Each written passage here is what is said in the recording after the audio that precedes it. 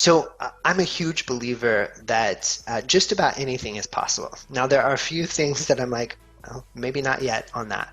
But if you talk with the great group of people I get to work with, I hope that's one of the things that comes through is that all of the things that we have done have really seemed impossible to start with.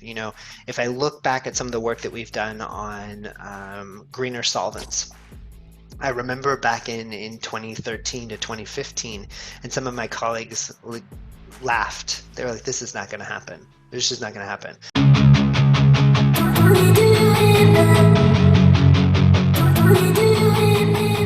Welcome to Big Time Sustainability. Big Time Sustainability is brought to you by Center for Big Synergy, and it is a United Nations Global Goals initiative. On this show, global leaders and changemakers tell us how they are combating major challenges like climate change, loss of biodiversity, hunger, poverty, inequality, and many more. Big Time Sustainability aims to inspire all of us to follow these leaders and act with urgency to create a more sustainable world. If you are a changemaker or know someone who is making a big difference in their community or globally and should be on this show, please email us at podcast@thebigsynergy.org or visit www.thebigsynergy.org. Welcome to Big Time Sustainability. Our guest today is Jeffrey Whitford, the Vice President of Sustainability and Social Business Innovation at Milipo Sigma. Welcome to the show, Jeffrey. First of all, I think for the benefit of all our viewers and listeners, would you mind sharing a little bit of your journey to becoming one of the champions of sustainability? Yeah, absolutely. Thank you for having me. One of the things that is kind of strange about my journey is I started out as an intern proofreading the Sigma Aldrich catalog. And this happened about 19 years ago. And I wouldn't have known at that time that that was going to be the start of this journey. But I've been actually with the same company for the past 19 years. I worked for Sigma Aldrich to start. And then in 2015, our company was acquired by Merck KGaA, Darmstadt, Germany. And as I had begun as an intern and then worked through a couple of other jobs as I got a full-time job, about 6 months in, they asked me if I would help with the community stuff. And that was really the name of it at that point in time. It was 5 things that were happening in St. Louis that they needed help coordinating. And I was like, sure. I was new to the organization. I was looking for ways to get plugged in. And this seemed like a really great opportunity. And what I didn't know, it was volunteering for that actually led me to this path towards sustainability, because I was working on kind of social responsibility, social sustainability, and that became a full-time position that then morphed into me having responsibility for our entire sustainability portfolio in late 2009. And it's pretty incredible to look from there till now to see about the changes, because the list of things that I didn't know or didn't understand were far longer than the things that I did know in terms of things like carbon emissions, green chemistry, energy efficiency, social policies. But now I definitely still don't know it all. But I definitely have a much broader depth of understanding of the many challenges that we're facing, but also how we can work as an organization to encourage and to see change happen. All right, great. And what really inspires you, Jeffrey? Because obviously this is something, or as we've spoken to several leaders, we understand there is always this purpose that drives any of these champions in sustainability, not necessarily to transform business systems or organizations or strategies, but also to transform the wider world. So what was your inspiration? What was your motivation? The thing that I've really been focused on since I've started is, how do I have an impact that's bigger than what I could do individually? That's been my kind of guiding light. As long as I was able to, I would say, work with resources to be thoughtful about how we could improve the condition for others, regardless of where I was at, that was really the motivation for me. And I've seen that grow over time. And it really is about, for me, I think one of the things that's most, I would say, centered for me is the topic of education. I really see education as a key component, and a lot of the programming that we do focuses on education. And so when I see children have an experience with hands-on science that really turns on a light bulb, and you can see that moment in a child's mind when a concept connects, that's the moment when I see the impact happening on scale that I just am really appreciative of what I get to do on a daily basis. Great. Would you want to expand a little bit more on that? Because that sounds really exciting to me as well. Yeah, so we kicked off, one of my team members had an idea back in 2016 to come up with a mobile science lab that was a shipping container.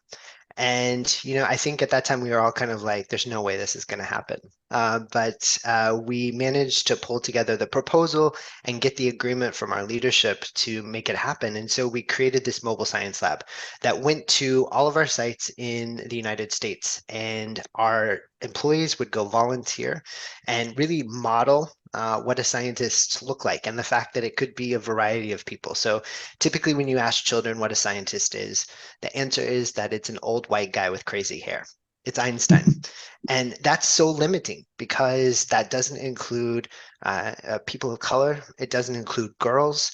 And that is just a huge part of the population. And so to see this new vehicle kind of go out and be able to change that dynamic, to be able to showcase our employees and have them work with children to help explain some of these careers, but also to lead those children through hands-on experiments that got them closer to technology, things like virtual reality goggles, microscopes, building robots. These are things that most kids don't get to do in their classrooms because the school districts don't have resources. Now we're taking that concept and we're expanding it globally. So we started in the US. We then moved to Europe last year to expand there. The next location will be India. After that, we're going to Africa, and then we'll continue that global expansion. But for me, when I look at this program, what started out working with, probably about 20,000 children is going to start to impact hundreds of thousands of children, really starting to see that change happen, of what happens, what that spark is when a child gets to experience hands-on science and connects it with things that are relevant to them, right? Thinking about the technology in your phone, how does that work? Those are types of things that with programming skills, engineering, we're helping to kind of get more clarity on that is a career that a child could have. And sometimes kids just don't understand those connections. And so for me, that the ability to be a facilitator of that, to partner with educators, to get them access to resources that they don't necessarily have, I think that's really where I see the power of what our organization is committed to. Great. So it's not necessarily just limited to life sciences lab or experimentation. It's pretty much technology all across. Right. We try to mix all of these disciplines together, right? Because there are so many, there's so much intersection that happens. And you're definitely always going to have a life sciences flavor, right? Because that's what we know and do so well. But it really then works in some of these other disciplines so that you really do get, I think, a full kind of STEM experience versus it just being one component. All right, great. And of course, coming back to your role within the organization. So how has been the journey so far towards, say, your climate journey or your net zero journey? Because for a layman, it's often very difficult to understand how big business works, the challenges and, the small wheels and cogs that often don't work the way we want it to. So if you had to explain it to, someone who is not from the industry, how are you evolving with sustainability as a business? I think what you pointed out about understanding the business becomes such a critical part in terms of how we've succeeded thus far. I started this component about really focused on sustainability in 2009. And right before that, I was asked to do a rotation in procurement. And when that happened, I was like, this is not what I signed up for. I thought I had done something very wrong. But actually happened was it was the best thing that could have happened to me because I actually learned how the business operated. And learning how the business operates, I think, is really key to then starting to understand all the connected threads that you're going to need to be able to deal with as you look at how you're going to decarbonize an organization as complex as ours. So we have more than 300,000 products, individual products. So that's significant. We have about 60, we'll call it 60-ish manufacturing sites around the world that manufacture those products. We also have lots of partners that we work with to bring those products in. So there's some that are buy and resell. And then we work with 1.6 million customers. So when you start to see that come together, that can get very tough very quickly. And, as you mentioned, for a person who maybe not is core to sustainability, I'm that person, right? I started that journey. Fortunately, when I started, you could really learn on the job. I think the climb has changed trajectory right now, and it's a pretty steep climb, so you kind of be ready to go. But because we think about that, data becomes such an important component to how we execute what we do. One, it's taking a look at things like what's your inventory for emissions look like, and then how are you targeting your hotspots, right? So, clear plans of action for scopes 1 and 2. I think those, there's still some challenges in there, but those are easier to deal with. But then you get into scope 3. For us, about 69% of our footprint sits in scopes 3.1 and 3.2. So purchase goods and services and capital goods. That means that there's got to be an immense amount of focus, but that's when you tie back that 69% to a portfolio of 300,000 products, and you start to see how many strings there are that you're going to have to pull to be able to address this. But it starts with then, going a layer of data deeper, right? And 10% of that 69% is focused in one portfolio of our products, and we're starting to look at how we can change to waste bio-based materials as raw materials rather than using fossil fuels, for instance. So it's those types of actions that really come from knowing and understanding the business and how it operates, then building relationships with the different product managers, the different business owners, so that you've got enough of a platform to be able to have a conversation with them and say, I've got an idea. It may sound a little bit crazy, but what do you think about this? And when it's framed in that business context with a little bit of science knowledge infused in, and I'm really fortunate, I've got biologists, I've got 2 PhD chemists on my team who help really make sure that we're speaking the right language. That's when you see the power of this decarbonization journey really take hold, and you start to see the business own and drive it themselves. So we are not necessarily having to be in the driver's seat on all the topics because there's just too many. But that's really what I think as the most remarkable part of this journey is how the business has really taken ownership and said, we're going to embed it in the business. We believe in it and we're doing it. And that's for me, the transformational part of our decarbonization journey is the speed and the uptake within such a complicated organization that's happening.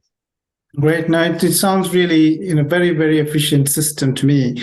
You mentioned about scope 3 emissions, and I know across the industry, this is one of the biggest challenges. What are you doing in particular around that to make it more sustainable? Yeah, so when we look at our scope 3 emission inventory, you've got a couple of categories that just aren't relevant to us, right? We don't have leased businesses, so that's not something that we're working with. The investments piece, not really material relevant for us. So you're looking at categories like the products, you're looking at end of life or what the use phase is, you're looking at transportation. So we don't, for instance, have our own transportation. We use third-party logistics services to be able to get our products from our main distribution centers to the customers. And because of that, our decarbonization levers are different than what a lot of organizations may be if they own their own fleet. But we have to move a lot of product around different parts of the world to get to manufacturing facilities and then to a distribution center. And that presents us an opportunity to look at how we move from things like air transportation to sea transportation, for instance. There we know you can reduce your emissions by approximately 90% by making that transition. And so we actually just had a presentation yesterday with our team to get an update from our logistics team, giving us a new view of what's happening with this mode shift project, where they are looking at in the next like 2 years, eliminating approximately 35,000 metric tons of CO2 by executing this mode shift. And that's, what we really look for is how do we have clear roadmaps of what we're doing, the actions we're going to take, and what is the expected CO2 emissions reduction or elimination that we're going to have. So we then understand what are the other steps we need to do, right? So if we've got one part is we're more efficient with how we move materials and we're doing it in a smarter fashion. Another part is going to be working with our transportation partners to ask or request that they move to electric delivery vehicles as a next step. So for us, it's really about using the data and then breaking it down to understand what are the steps that we can take and what are the areas where maybe we don't have a solution right now. So we put that one in the parking lot. We're also then clear with our partners, with our stakeholders, customers to say, that's one we don't know about yet. If you've got ideas, certainly let us know. But maybe that's a technological solution that's going to come in time that will be there for us. Another key part, and I would be remiss not to mention this, is working with suppliers. This is such a core and key component. And I think one of the things that the discussions and kind of actions we're taking around the supplier component is how are we doing this in a way that we're viewing it in partnership? So rather than going to, for us, 30,000 suppliers, rather than going to them and saying, give us this information or we need this information, which is just basically, fill in the blank of all the different things you could ask, be it from CO2 emissions, water use, diversity, equity, inclusion policies, forced labor, child, it's a long list. But if we really want to see action, part of it is about making sure that the right policies are in place, but another part of it is enabling our suppliers who may not have the same resource base or maturity level with sustainability that we have. And if that's the case, how do we take the experiences that we've had and turn them into executable strategies, right? So giving them a toolbox that's full of useful tools. How do they do energy efficiency and understand the paybacks of making their facilities more efficient so that it's not just, hey, this is a cost, but there's a cost and there's also potentially a financial savings for them. Maybe it's a really great payback because there are some low-hanging fruit items that you can get at, and then there are more sophisticated things. But because we've done it, we can help walk suppliers through that in a more specific fashion rather than just saying, hey, go figure this out and then come back and tell us what you did. Because I just don't think that's going to work. I'm a huge believer that partnership is really the way forward. And especially in such a complicated and critical situation as sustainability, we need action that yields results. And to get to that, we're going to have to dig a little bit deeper. And I think this supplier component is a great example of that. Now, sure. I think it's a very, very useful way you're using right now to engage with your partners and suppliers in this case. So do you have a roadmap as to by what date, which year do you think you could pretty much become carbon neutral? Obviously, it's hypothetical, I understand, but what's the roadmap like? Absolutely. So we have submitted our science-based targets. They were approved in May of 2022. This laid out a plan for scopes 1, 2, and 3. Our ultimate goal is climate neutrality in 2040. We are working on a net zero target and debating what date that is. So we're anticipating that coming in the next several months. But all of the things that we're doing is creating those glide paths to understand, is there a legitimate plan here, right? Because that is one of the things that you hear most frequently, that organizations, companies are unprepared, or this is a lot of talk with a lot without action behind it. And I think that for me, I am a sponge of information, right? I read a lot, specifically in this space, and that becomes an opportunity, I think, in my view, of how we can do things differently, right? How are we clear about the steps we're going to take? And don't get me, there's still a lot of work to do. And there are things that right now there's not a technological solution for. And you can get into some muddy waters with things like carbon credits and markets that are not necessarily doing what they say they're going to do. So I think we want to be thoughtful about how we mitigate risk, and we're not using that as a hedge to be like, it's fine, it's solved. It's not. Yeah. So you're going to see that market develop. But the things that we're doing are lining out what is the glide path? What are the steps? What are the investments that it's going to take to get here? And for us, and it goes back to that product portfolio I mentioned, there's a lot of work ahead of us. So we're starting to chip away at these bigger blocks. But as you start to get some of these other areas where they are literally materials that you've got to get at from a chemical standpoint. So we sell small scale research materials. So we're not selling in bulk volumes.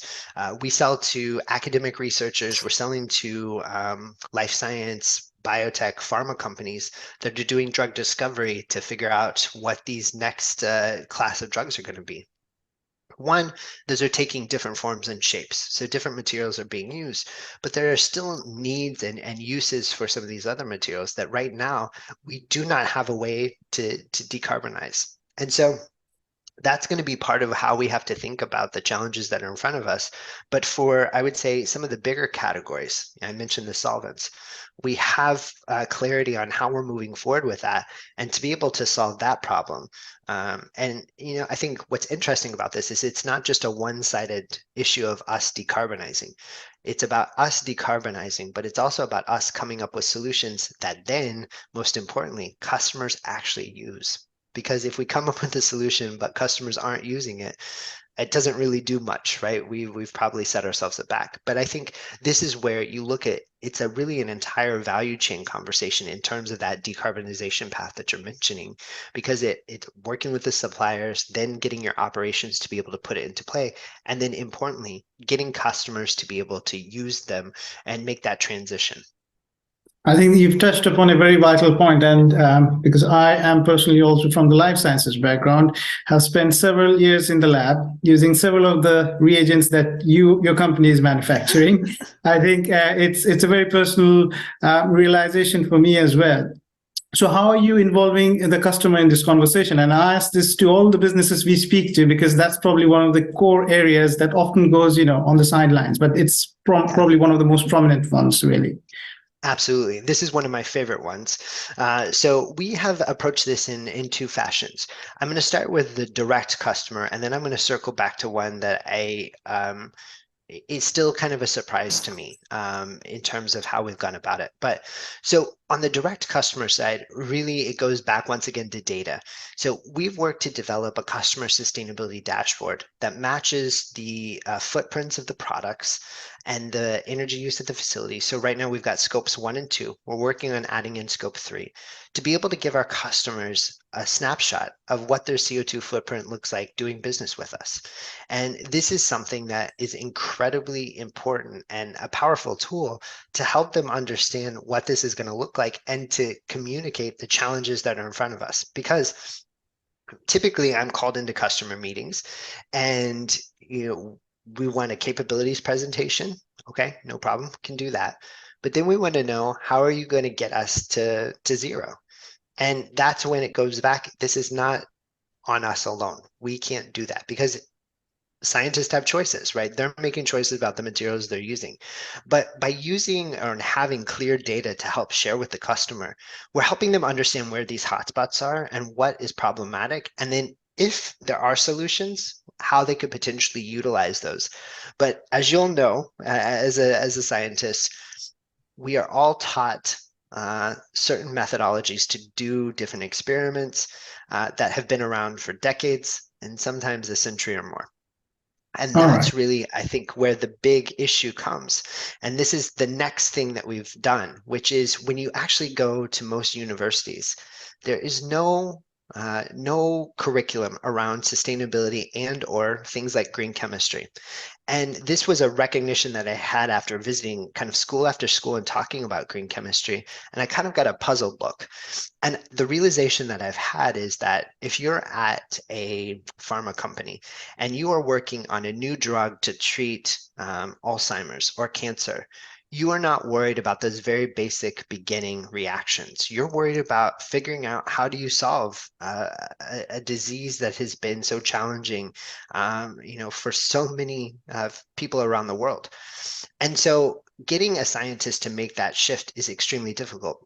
So what we decided to do was to go about this in a different fashion. We have actually started a partnership, I should say extended and grew a partnership with an organization called Beyond Benign. It's a nonprofit organization that focuses on green chemistry education. And in partnership with them, we're working to get green chemistry curriculum into higher ed institutions around the world. Because if you are not able to change people's behavior at the point of use, you really have to think about where's that strategic lever, and that strategic lever is what they're learning.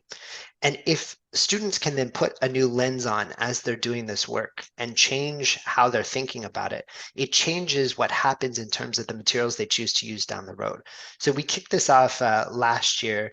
This is the first full year of it in 2023, but we've already seen outperformance in terms of the number of signers, so institutions signing. So there have been more than 47 institutions that have signed the green chemistry commitment this year, which means that this year alone, you're looking at approximately 861,000 students who now have been exposed to green chemistry curriculum that hadn't been before. So when we look at this pipeline change, the target that we have is getting to approximately 14 million students. So a significant increase of the number of people who have exposure to this. But to me, that's a key component, that you've got people who are in the customer side ready to implement and use these sustainability driven solutions. Oh, that's a wonderful initiative. So is this run and managed by the not-for-profit, or is this run by you? So it's run by the nonprofit. One of the things that we were very clear on is we didn't want it to seem like us as a company were trying to control or manipulate curriculum. That's not what we are around for. And that's why this nonprofit organization that is separate from us, we don't have any say in the curriculum. That is done by kind of a community of practitioners.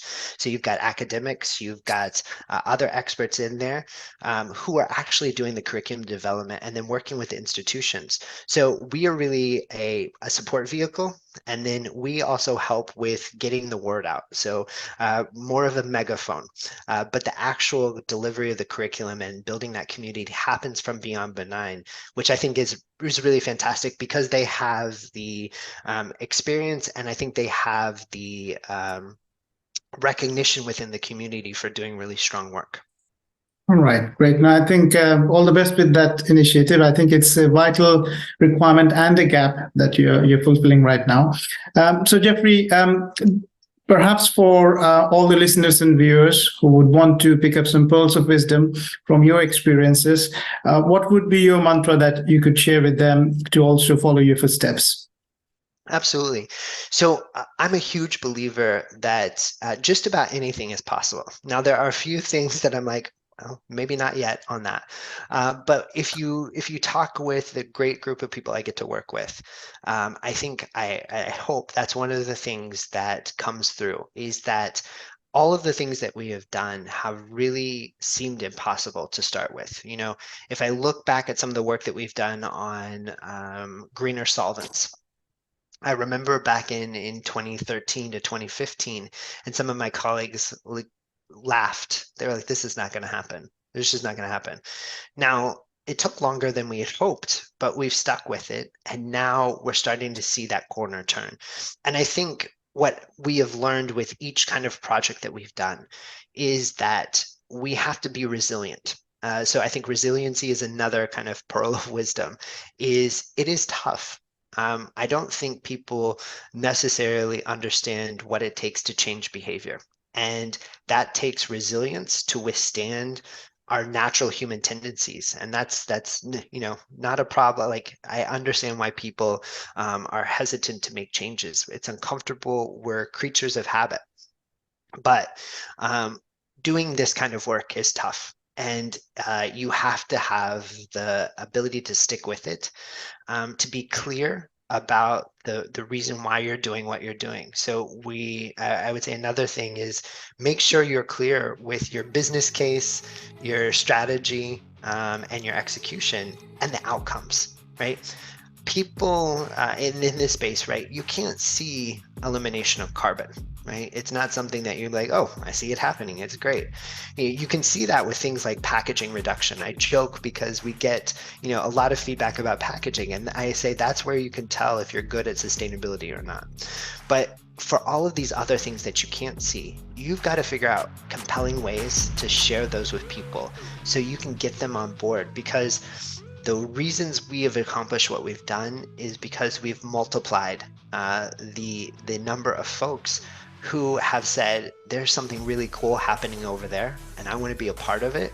And I think that is really where you get this remarkable pull and you create momentum, and it's magnetic. And that for me is the differentiator about what we're doing, is that it's now got such an engine behind it that is powered by 28,000 people rather than powered by a few of us. And that's the part that really sets this apart. Great. All the best with all your initiatives. And thank you very much for finding time to join us on Big Time Sustainability. Thank you for having me. It's been a fantastic conversation. I appreciate it. Thank you for joining us on this edition of Big Time Sustainability. Please share, subscribe, and join us again next time. If you are a change maker or know someone who is making a big difference in their community or globally and should be on this show, please email us at podcast@thebigsynergy.org or visit www.thebigsynergy.org.